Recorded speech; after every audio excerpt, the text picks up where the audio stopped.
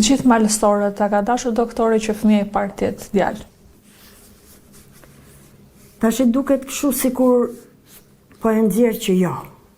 Por fakti që të gjithë, jo vetëm shqiptarët, po në gjithë botën, urojnë me një djalë, do të thotë që kanë dëshirë. Dhe kur unë i thoja Saliut që unë kam qef për një vajzë, më thonë t'jetë vajzë e para. Saliu kishte 2-3 shpreje shumë bukra. S'ka gale djalë jam vetë, ose shtëpia e mirë nuk shuhet, do bësh prap djalë.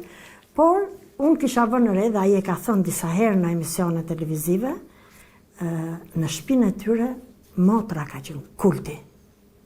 Motra ishte ajo që kërkoheshen jo vetëm nga prindrit, por nga gjitha i rrethi që jetonin pranë të nderoheshe.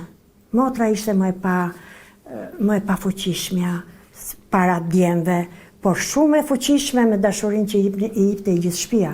Motra kishte dashurinë më të madhe, jepte dashurinë më të madhe, më e dhimbshmja, më e dhimbsura.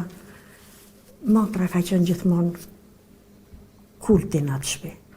Dhe më kujtohet kur linda vajzën, nuk është se shifja Saliun tash me atë syrin që a vërtet e gëzu kaq shumë sa që tregon e shikoja që i thoshte her pas here vajzës, po ku do kishte babi një më të mirë se ty. Domethënë ti je më e mirë, as ka një të dytë më të mirë se ty. Ose ajo urimi që më verdi nga prindrit e Saliut kur linda vajzën ishte shumë i bukur. Me jetë të gjatë vajzën, të rritet e të na përkun djalin. Më thënë një urim shumë i veçantë, shumë i bukur. Unë e kam parë aty në shtëpinë e tyre që vajza është shumë e privilegjuar, më e privilegjuar se djemtë. Vjera, për shembull, donte shumë pas vajzës, edhe Vjeri. Prindrit e Saliut bënë njashmase.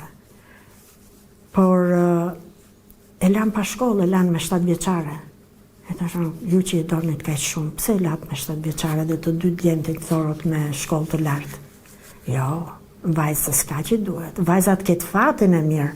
Shkollën dhe ta marrin djemtë. Po djemtë isha, qa do marrin? A do marrin një vajzë me shkollë? Në më thënë, për vajzën ka qenë një lloj tjetër privilegji.